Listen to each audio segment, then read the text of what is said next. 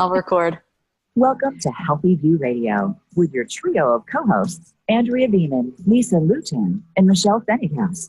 Today, you'll learn what it takes to be healthy and happy within a stressful world from three experts walking their talk. Here is Lisa, Andrea, and Michelle. Hello, everyone, and welcome to Healthy View Radio, where we help you redefine what it means to be healthy in our stressed out, crazy world. I'm Lisa Luton, and I'm here today with my brilliant and beautiful co-hosts, Michelle Fenninghouse and Andrea Beeman. It's true. We are beautiful and brilliant. Yeah, it's all true. We have a really big announcement. I need a drum roll, please. Today is a really big day for us. It is our last day that we will be broadcasting on voiceamerica.com. Every Thursday for the last year, Andrew, Michelle, and I have broadcasted live from Voice America while we were simultaneously live streaming to Facebook. Now, if you've been listening to the podcast and have no idea what I'm talking about, listen up because this will impact you too. As that Little River Band said it best in their song, It's Time for a Cool Change. Do you guys know that song? I know that it's time for a cool change. Do you know that song? I know that song. Andrea looks like she never heard it before. Is that a modern song, or where's it from? No, The 70s? It's a great song. I know that. Cool change. Yeah, I even know it, Andrea. What? Yeah. Okay, you'll play it after. Anyway, I love that. I was thinking that it's time for a cool change. So here is our exciting news. Although we won't be on Voice America, we will still be podcasting, and we will still be Facebook live streaming, and you'll still get to hear us on iTunes and watch us on Facebook. But we're changing the name of the show to the Healthy View Show as opposed to Healthy View Radio. And we want to stay connected with you. So please head to healthyviewshow.com to sign up for our new mailing list. This is a new website. It's going to be our cozy place to stay connected. And when you sign up to be on our list, you'll be the first to hear when our next episodes will be released. You'll be notified when our new iTunes podcast is up and running. And plus, you may even get little periodic surprises just for being part of our tribe. So again, the website is healthyviewshow.com. We will be repeating that throughout the show, but make sure you write that down. And if you have any questions at all about this, just call in or type them in the comments, and we'll do our best to answer them throughout the show. So onward. Today we're talking about Breaking Bad. And no, not the TV show that's all about crystal meth, but rather Breaking Bad habits. So like if you happen to be smoking crystal meth, as I hear they do in the show Breaking Bad, which I haven't watched, but I heard is amazing. You haven't watched it? No, I never watched it. It's on the list. It's worth it. Okay, good to know. Anyway, I think that would be a great example of a habit worth breaking.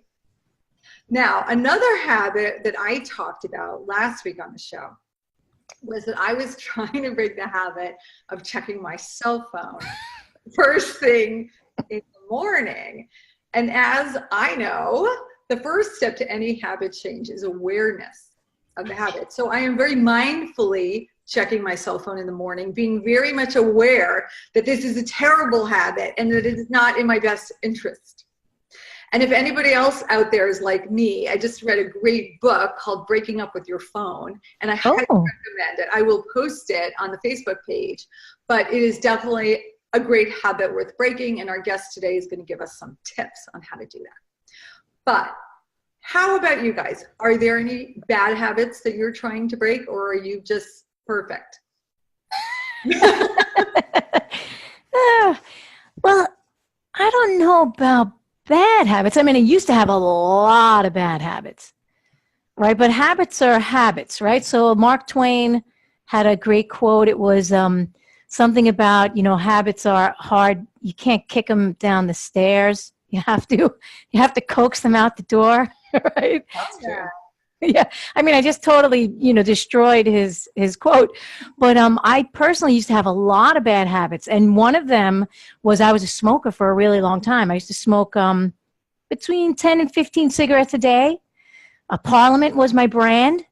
And I loved smoking. I loved it. I loved smoking. I loved inhaling, exhaling. Besides the cool factor in the 80s, I just loved smoking. And then when I got healthy, I continued to smoke. But I changed cigarettes. I went to healthy cigarettes. I started, I switched from Parliament to... Parliament Lights. No, to American Spirit, which didn't have any chemicals. It was just tobacco. And that one switch, like just taking the chemicals out, because mostly people are addicted to the over 500 chemicals in cigarettes as opposed to the tobacco. And I went from 10 to 15 cigarettes per day to 2 or 3. And then I got into meditation, and my cigarette habit disappeared. Because what is meditation? Intentionally breathing, right? So what is a cigarette? Intentionally taking it. Yes. Yeah. So I just took one bad habit that I had, which was smoking, and I changed it to meditation and breathing, which is breathing, right? Taking the breath intentionally into the body. So I'll have to think about some bad habits I have today. I don't consider myself much into bad habits, just transitioning the habits. So I'm gonna defer to Michelle and see what she's got cooking over there. Let's see. My worst habit was eating cookies as something I did when I was stressed or tired or anything, just at night, because it was habit.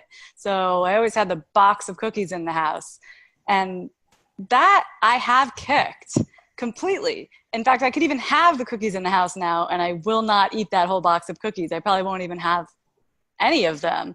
And it just took a long time of making sure there were no cookies in the house to just get out of the habit, And now, like, if I think about it, I'm like, I don't know if I want to go there. And then if I have one, I'm like, this doesn't taste as good as I thought it used to taste.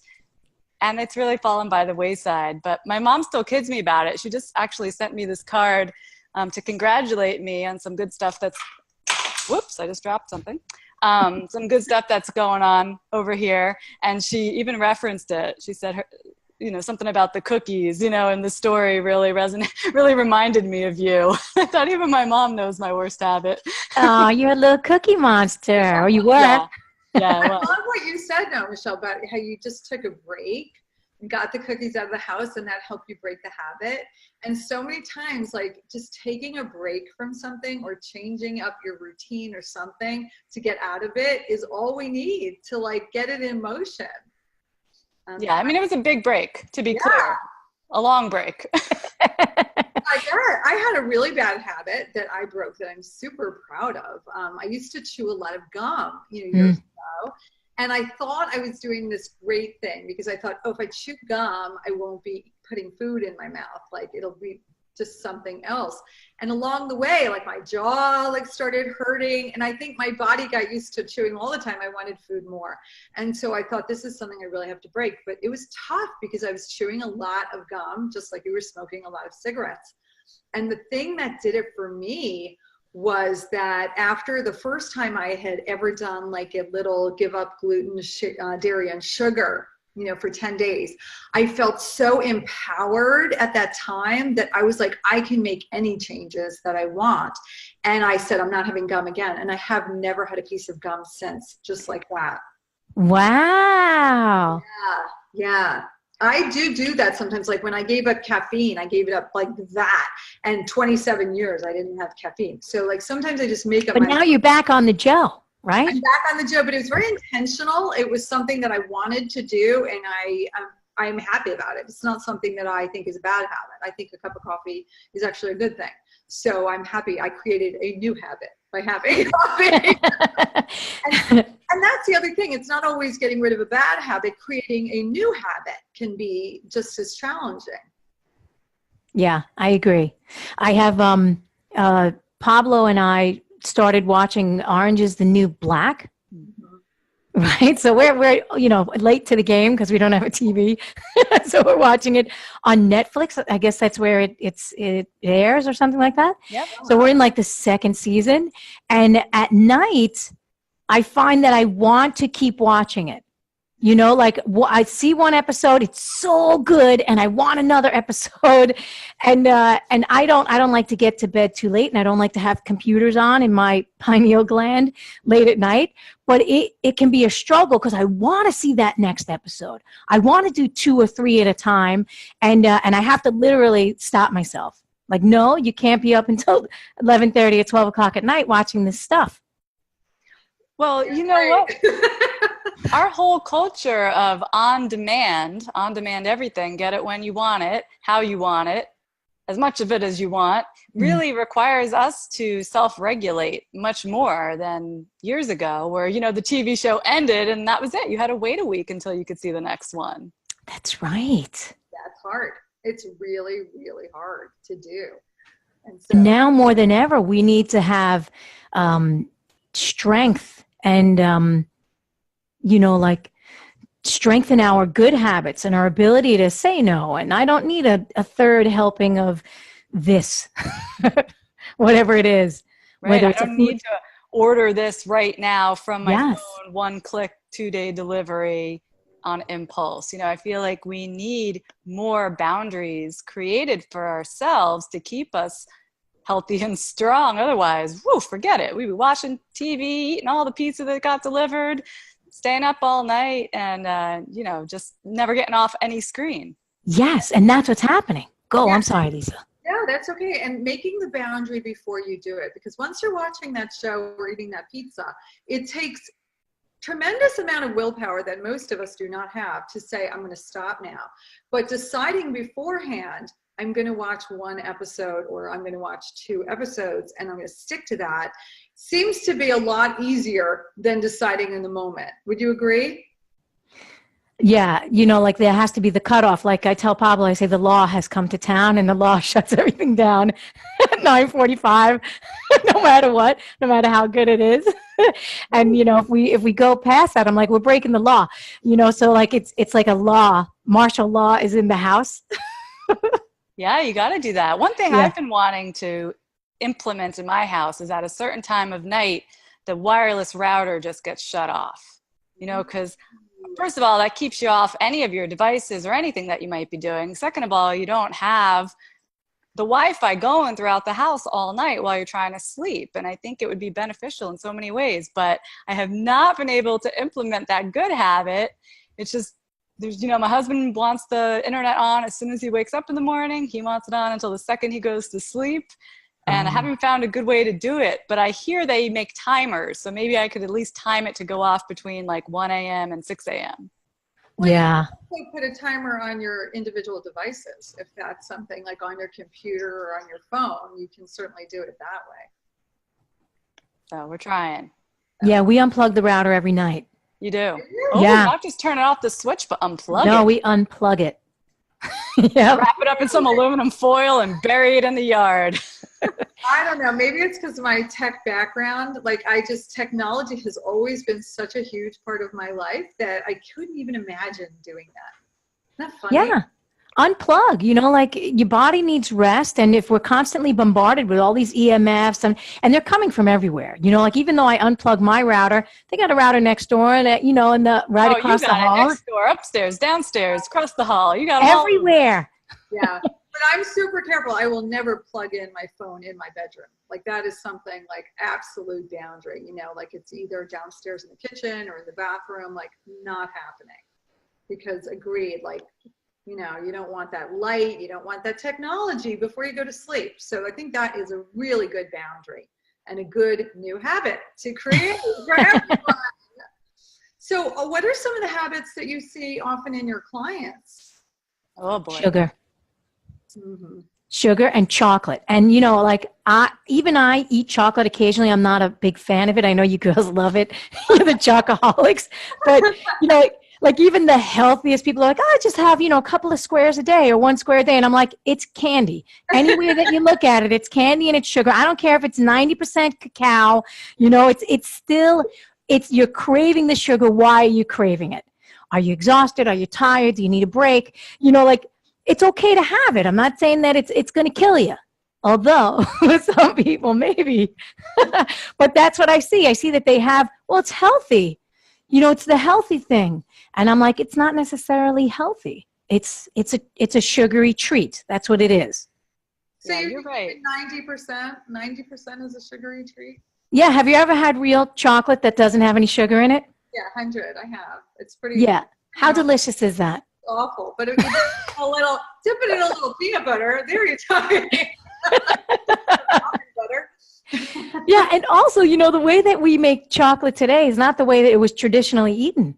It wasn't eaten sweetened. It was eaten spiced. Was it eaten with soy? No, it wasn't eaten with soy either. Yeah, everybody check the labels of your chocolate. 9.9 times out of 10, there's soy in there too. And I just think to myself, what candy recipe is this? I know.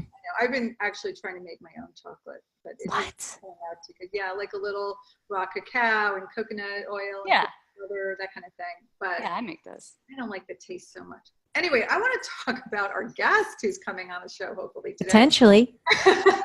Not here yet. She has an incredible story. And she's on a quest to get you to change your bad habits. Her name is Tara Mackey. Tara is the founder and CEO of The Organic Life, a successful, holistic, and sustainable living platform. She founded the organic beauty company Genetics Skincare and is the #1 best-selling author of Cured by Nature and Wild Habits. Mackey, who has a background in psychology and genetics, began utilizing holistic techniques to heal her chronic illness, going cold turkey off 14 daily medications, and healing herself naturally. I know, like I read part of her book, that she does not recommend doing it that way, so we'll have to ask about that. She's been on a conscious quest to move humanity in a more sustainable, healthy, and holistic direction ever since. Recognized with numerous awards and nominations for her entrepreneurship, Mackey was named a powerful voice in the smart, sexy, sustainable movement by Coco Eco magazine. She resides in San Diego, California with her 2 rescue dogs, Rayleigh and Ruka. So stay tuned. We will be back shortly with our guest. And in the meantime, don't forget to get on our mailing list at healthyviewshow.com. We'll be right back.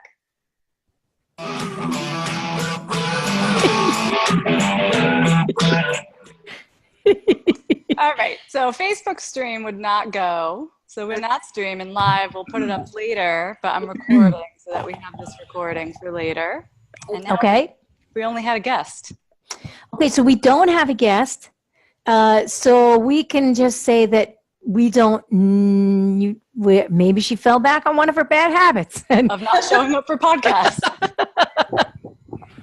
Hey, real quick, Lisa, bring the microphone back up. We'll just go with that. Put it back on the where we had it the first time. The first time? Oh, she's talking into the No, computer. I'm not using the mic. Oh, you're not? No, it wasn't working. I think I'm gonna have to reboot my computer, so I'm just using no mic, just the computer. Oh, okay. Because I was like, man, you got way quieter now. Okay, I'll talk up. Yeah. Okay. All right, so I'm taking Tara out of the third segment. And for second segment, maybe we'll just ask ourselves these questions. Yep. Okay. Well, we could just keep going about habits, and stuff like that. Okay. It's always fun being live. Yeah. That's so weird. Maybe she's trying to reach us. Maybe something happened in California. Let's check. On Earthquake? the internet. They all turned off their routers because we were talking about it. That was the end of that. Weird that this is our last show and the first time this has ever happened. Is it the first time? First time I ever a guest. Yeah. Yeah. Hey, A-Rod. Hop What's on up? the line, A-Rod. I think we might have a guest to Oh, Aaron, you want to be our guest? I wish I could, but I can't. Why not? Unfortunately, just because the fact that the other shows are going on and we got people over here saying bad language. If I open up I don't know if you hear them right now, but if I open up my mic, like, it gets loud. Loud and they're cursing. They're throwing F-bombs everywhere. Would have been a great interview to go out on. They can all come on the show, actually. We just want to. You want to introduce? Oh no, Pablo has a call at 12:30. I was gonna say we could interview him. He's got some bad habits. My kid's homesick. Well, here we go. We're coming back. Great. Okay. We'll just talk about habits, like not showing up for a podcast. Andrea Beeman, Lisa Lutan, and Michelle Fennighaus with Healthy View Radio. Do you have a question or comment for the show? Please call us right now at 1-866-472-5792. That's 1-866-472-5792. Or send us an email from our Voice America radio page. You'll find connections to reach any of the hosts there. Now, back to Healthy View Radio. Hello, and welcome back to Healthy View Radio. Now, we were going to say hello to our guest, Tara, but Tara seems to have missed the boat on joining us today. It's a bad habit of hers. So we're going to have to skip our interview with Tara. But I do want to remind all of our listeners that perhaps fittingly with this mishap, this is our last episode broadcasting on Voice America. The show will go on today, and it will go on in the future. To find out where and how, you can go to healthyviewshow.com. The ladies, today we're talking about breaking bad habits, and I thought of one. This is not a habit that I have, but I know a lot of people have, the habit of either skipping breakfast, skipping meals in general. Is this something that you see with your clients? Well, I think there's so much confusion because now with intermittent fasting, we're told this is a good thing. So there's a lot of confusion whether this is a bad thing or a good thing. Oh, that's a good one. You know, I don't think about, it's funny, I don't think about intermittent fasting because I naturally do that in the morning, right? But I don't think about it as a state of fasting. You know, like I get up, I do my meditation, my stretches, my walk in the morning, right? And then it's breakfast time. So I don't know. So like with clients, some bad habits that they have, excess coffee and stimulants when they're tired instead of taking a nap and relaxing or resting. And I remember when I was growing up, so long ago, Michelle was just not even a glimmer in her parents' eye. She was still in Ova or somewhere being ready for the world.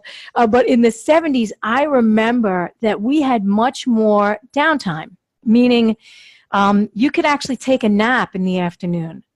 You could sit in the park and like have a picnic and relax. As a kid, I could go to the park and play handball, and then I could chill out on the bench for like hours, just chilling out. But today, there's this constant go, go, go, go, go, go, go, and we're setting our kids up for this go, go, go, go, go. So I think that we think that normal is constantly going without any rest. Mm-hmm. And I don't think it's a good habit. I agree. Oh, I'm seeing that too in clients for sure. So we mentioned before the break, we were talking about sugar as a habit, talking about other stimulants like coffee, keeping us going. And then ideas like skipping meals. When we were talking about the candy bit, I wanted to say not just dark chocolate, but I see candy as a major habit in so many people. Once I started looking for it, like you just start seeing those candy wrappers around, and I'll see it like in somebody's car, somebody's bag sticking out of their bag. And I'm like, really? You're eating Twizzlers? Like it's not Halloween or anything. What are you doing? It's just the middle of the day. Well, I work on lifestyle with people, and I see a ton of habits, going to bed too late and the phone and checking emails and all the lifestyle stuff. But one of the things that people don't realize are habits or thought patterns. And this is something that I love to get in with people, like, just self-limiting beliefs and things that we tell ourselves again and again and again. I suck. That's a habit, just like anything else, and you need to switch it. And getting into that is like liberating when we start recognizing those thought pattern habits. And some of them are good ones too. Like there's good habits, bad habits, but recognizing we can change a bad habit into a good habit those are the steps in becoming, a healthy, vibrant, happy person.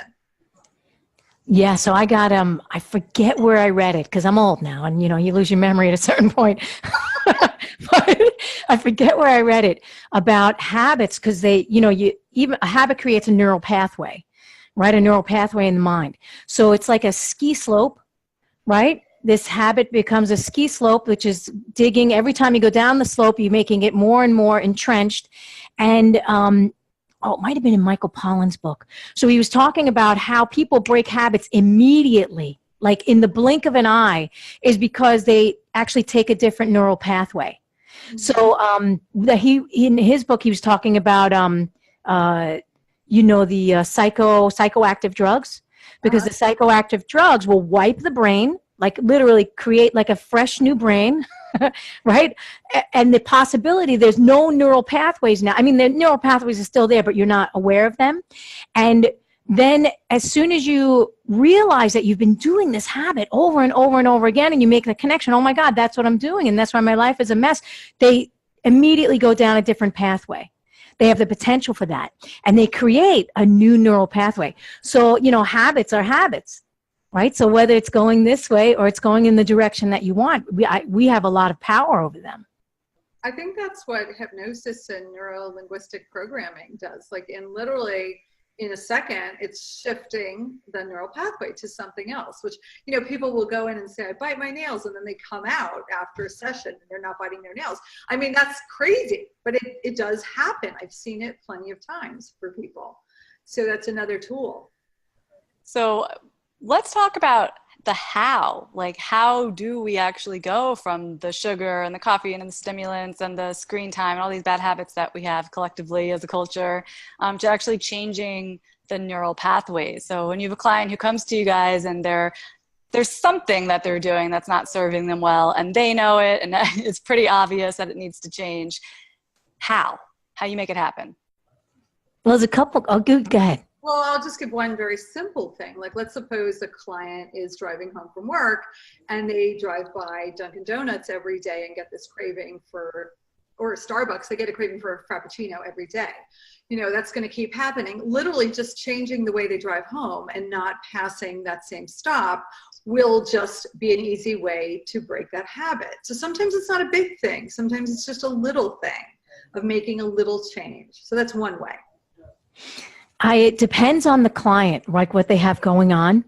So like if somebody comes to me and they have an ingrained belief system about something that they grew up with, and we both know that it's not serving them, I'll actually tell them to go to the Landmark Forum. I'll say, take a weekend at the Landmark Forum, because it's like you're in a room filled with, hundreds of other people that are all stuck, can't move past whatever it is. And then they have this moment of clarity and they're like, oh my God, for 25 years I've been doing this. So it's like they take, I've always considered Landmark as Americanized Buddhism. Right? That's funny. Yeah, Americanized, where they take the rich traditions of all the you are not your thoughts and all that stuff, and they put it into one weekend. And they shift you out of it very quickly. So, that's one way. I've always wanted to go to Landmark. I've never gone. I have done the Hoffman process. I don't know if any of you guys have done that, which is a similar type thing.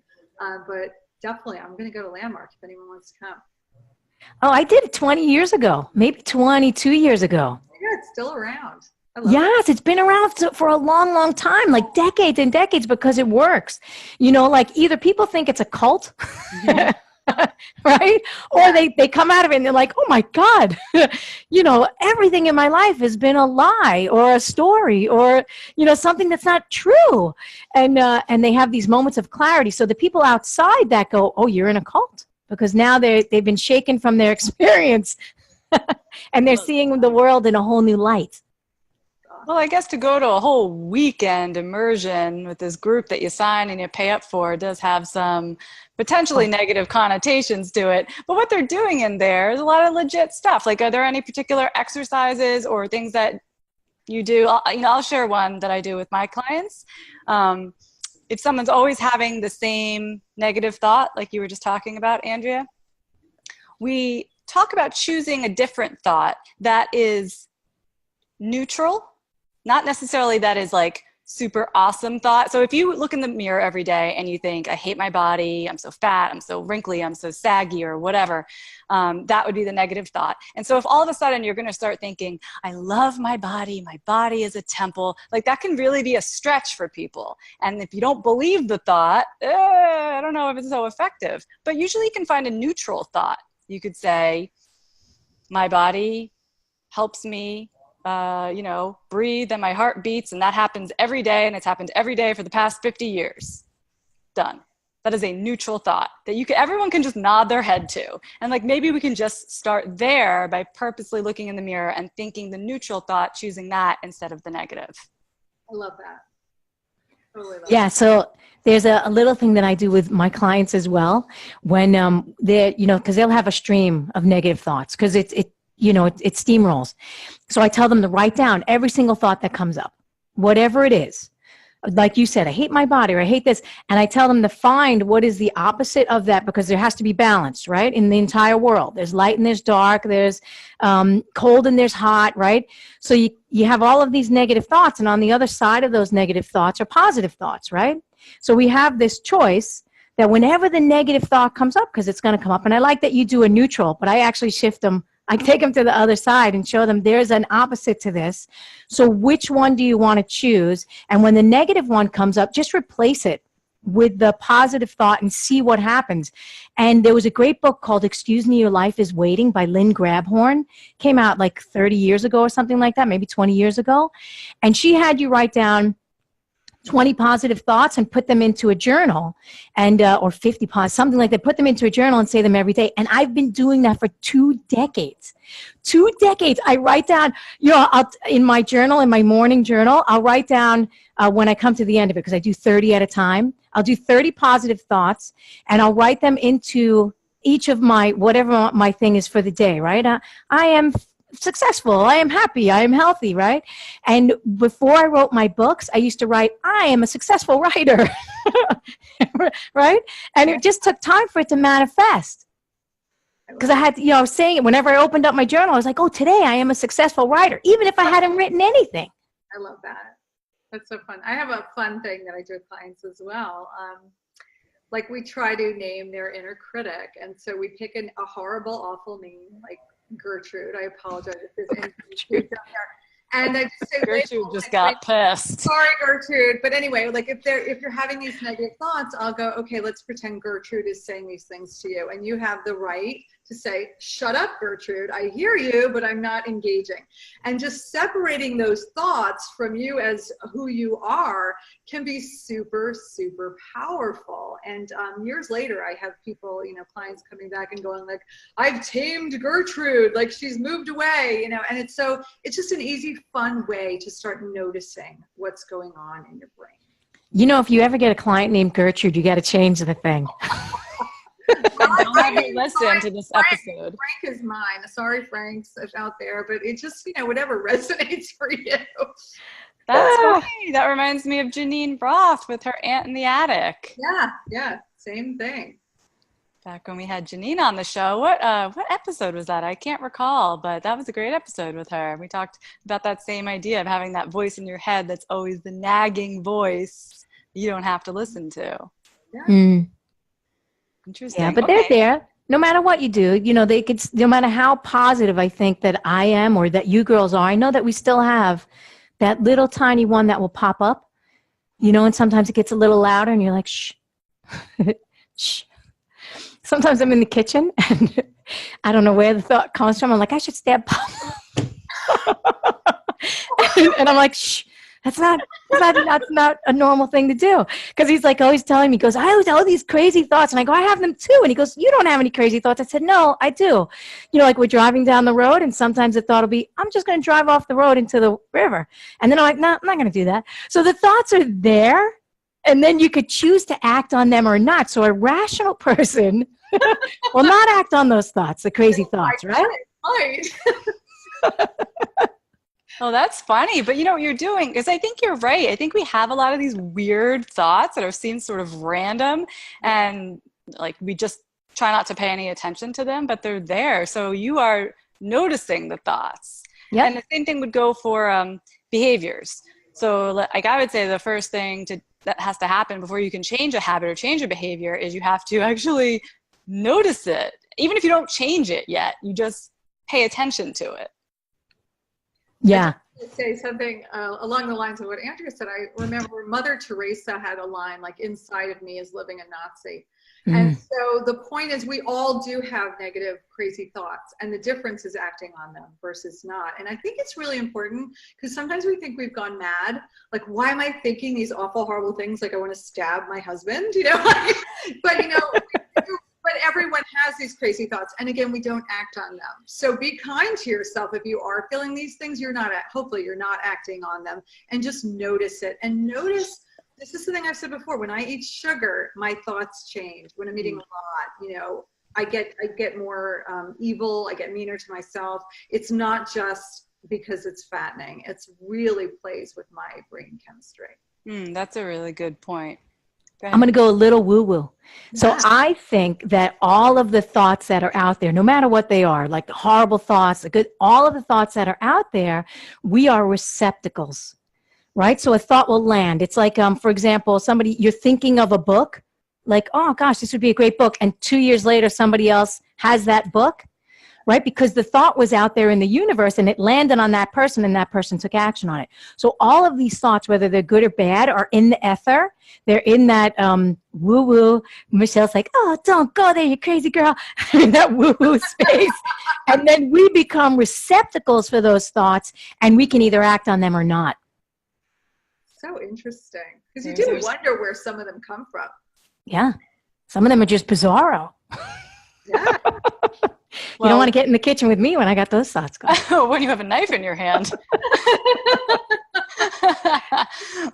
So this is all interesting, talking about how we can change our thoughts. That's clearly a step towards changing our habits. We are going to take a short break. So now is a great time to head over to healthyviewshow.com and get the scoop on where and when our next Healthy View episode will be popping up. And when we come back from the break, what do you think, guys? Should we talk a little bit more about behavior change and getting from the candy to the vegetable? That's a stretch, unless it's a vegetable coated in sugar. We'll do the best we can. We'll be back after this break.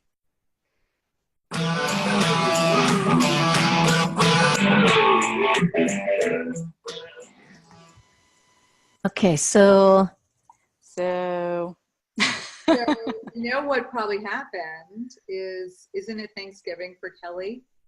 not till Monday. Oh, Monday. I was thinking maybe she's off today or something, maybe our guest. Yeah, but the guest lives in California. I was looking at her stuff this morning.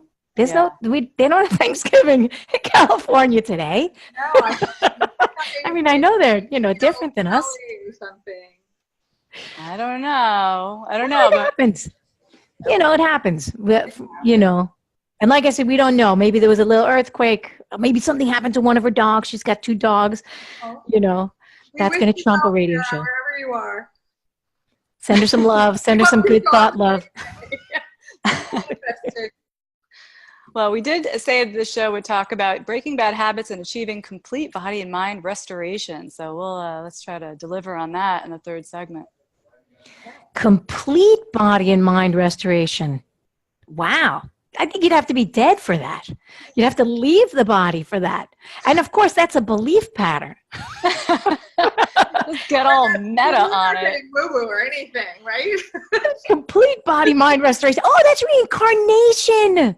That would be reincarnation. That would be. Most people just probably want to get to the gym. Yeah, you're right. Yeah, that's true. That's true. That's a good habit to talk about, getting the exercise in. I feel like all those things though that they write about, leave your sneakers by the door. You'll kick them on the way out of the house. You'll kick them. Already. Getting ready to come back. Here we go. Thanks, A-Rod. Actually, I did that.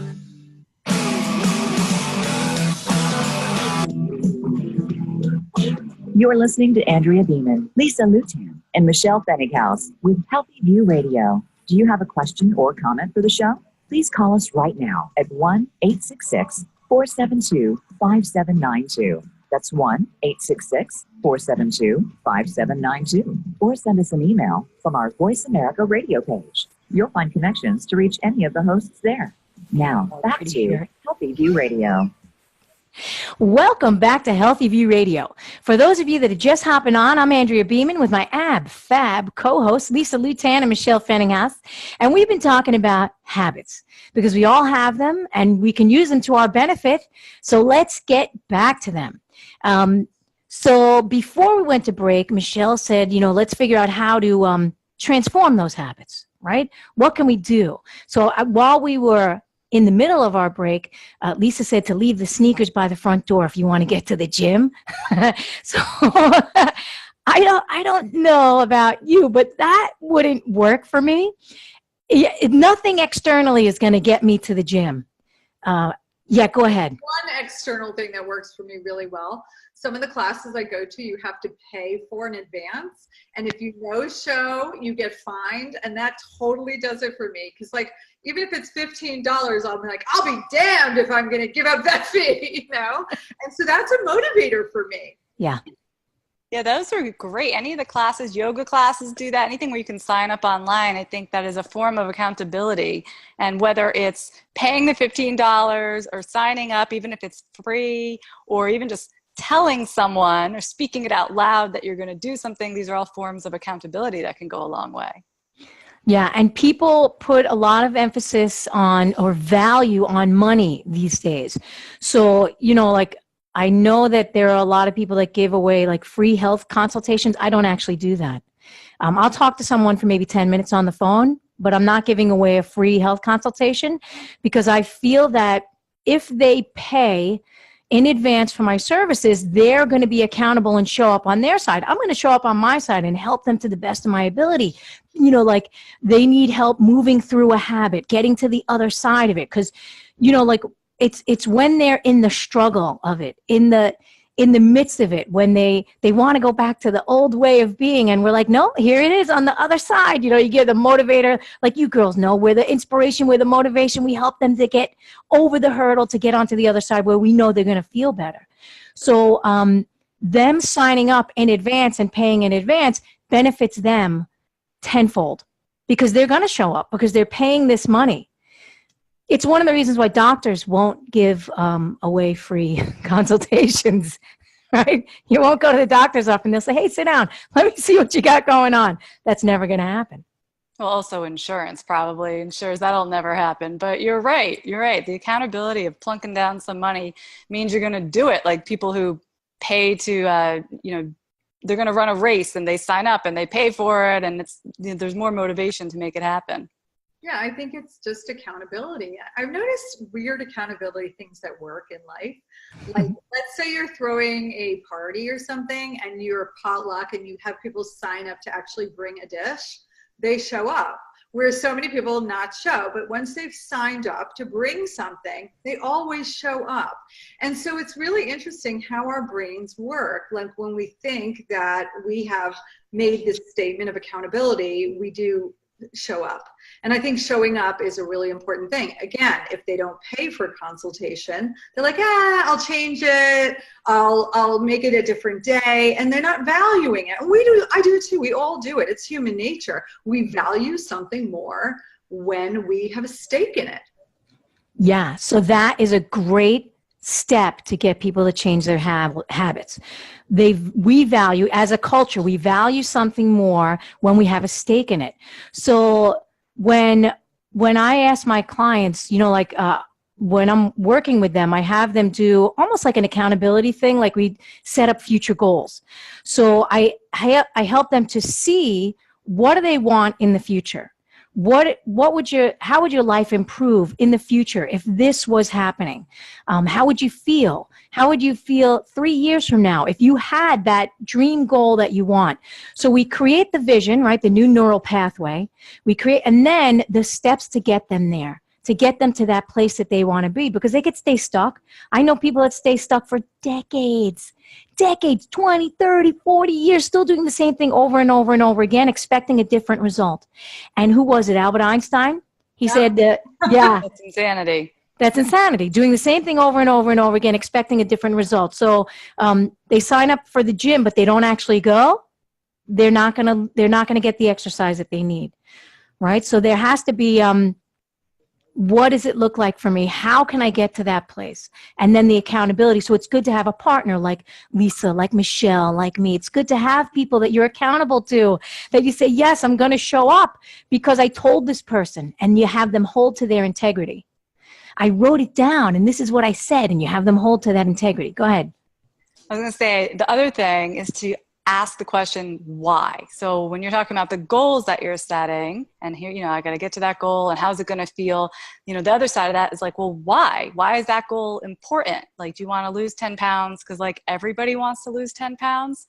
Or is there a real reason for that? And often the why goes much deeper into a more emotional response. I want to lose the 10 pounds because I want to, I don't know, wear this thing, and this thing is important for me because I don't know what the story is. But usually it goes much deeper than just like the goal on the surface. So true. And sometimes it takes a few whys to yes. get to the real, right? To get to the real why. Like, for example, I want to lose pounds. Why? Well, I want to wear this dress. Why? Because I feel sexy. Why? So then my husband will notice me. Why? Because we're not talking, why?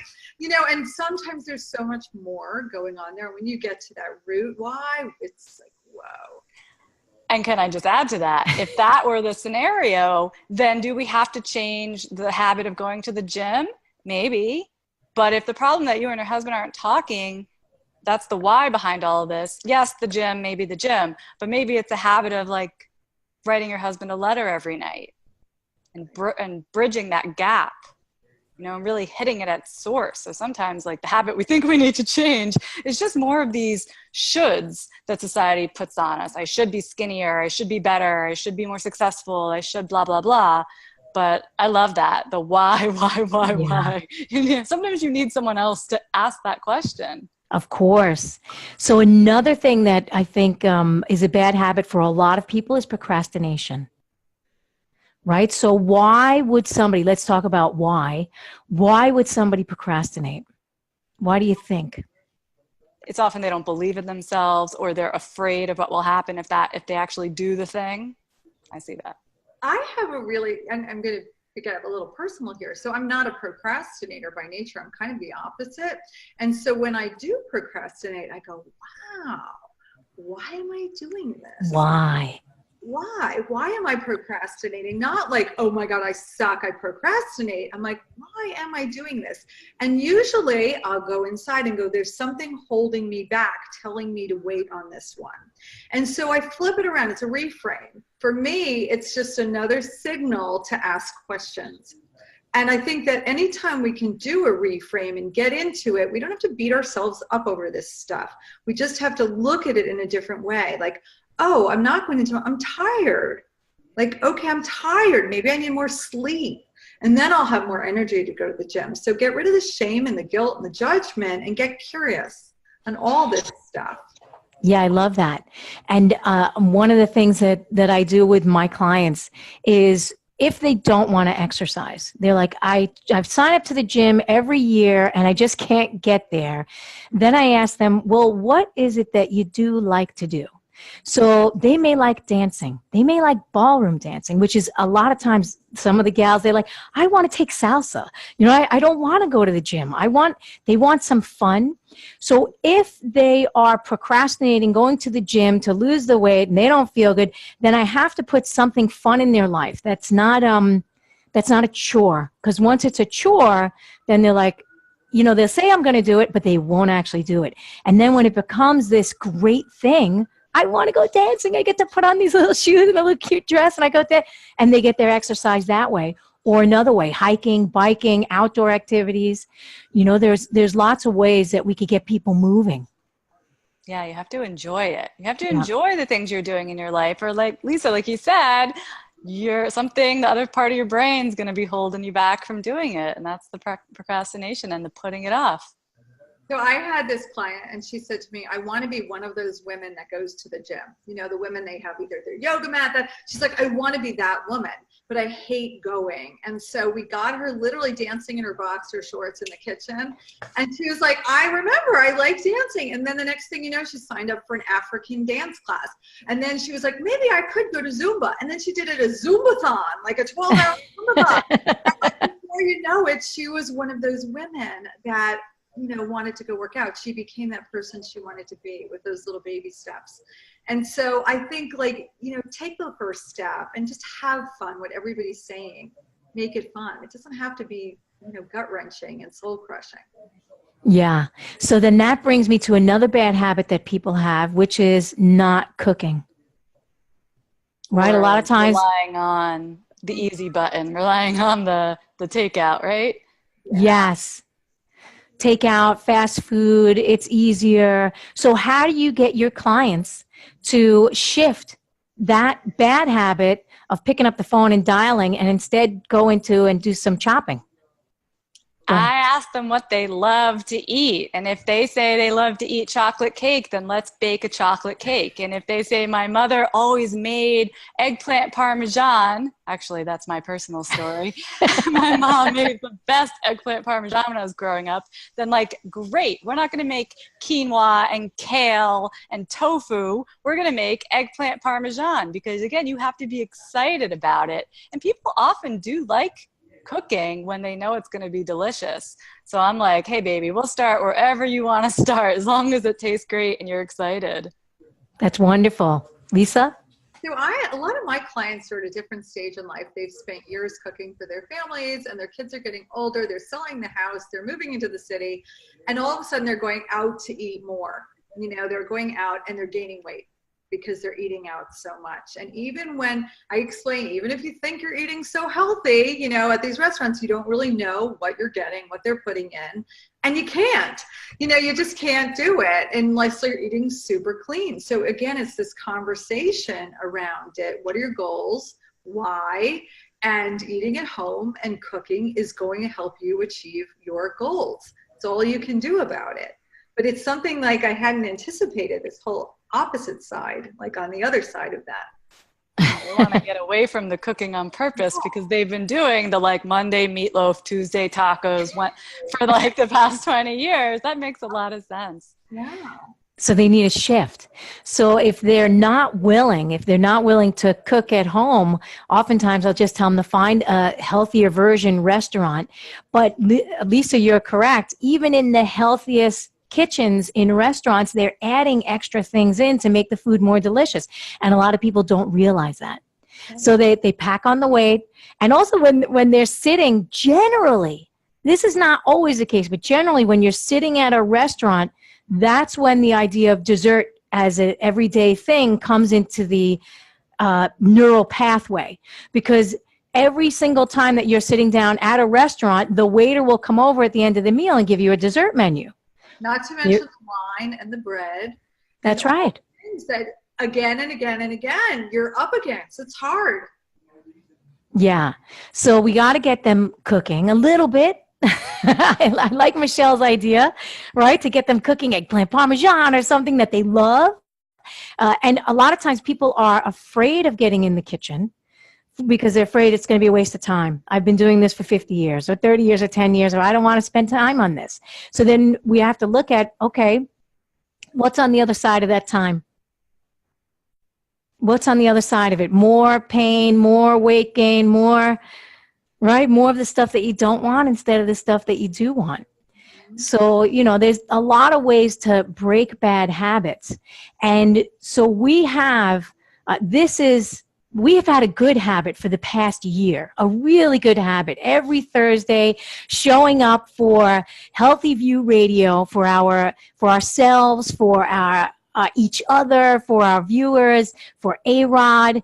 And this is our final show with Voice America Radio. And we're going to be moving on to healthyviewshow.com. So, you know, the first thing that I want to do is I want to thank our engineer A-Rod for keeping us clean every week and quacking out our curses. Although I don't think anyone has dropped an F-bomb in a year. Is that correct? Maybe once or twice. Probably One we have. F-bomb. Maybe twice. too. So thanks, A-Rod, for making us sound great. We love you and your Pop-Tarts.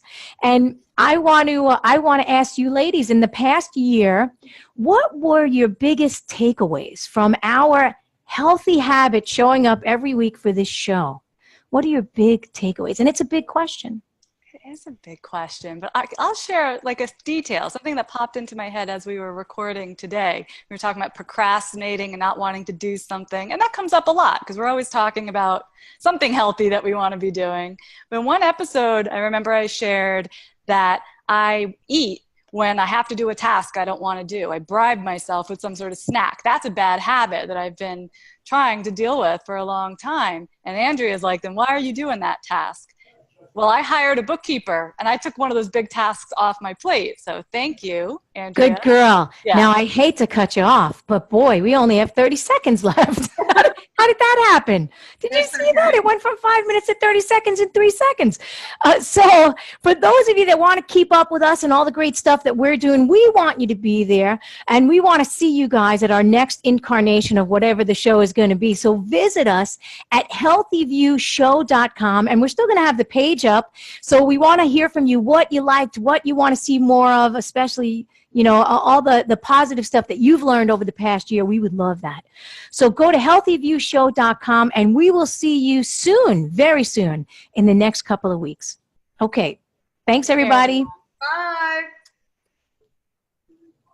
All clear. Right, it went from 5 minutes to 1 minute in 3 seconds. Was that just me?